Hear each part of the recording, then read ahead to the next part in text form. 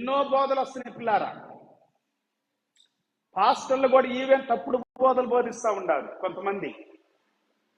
నువ్వు తప్పు చేస్తుంటే తప్పు చెయ్యి, నిన్ను ఎవరేం చేయలేరు, నిన్ను ఆపలేరు, నిన్ను బాగు చేయలేరు.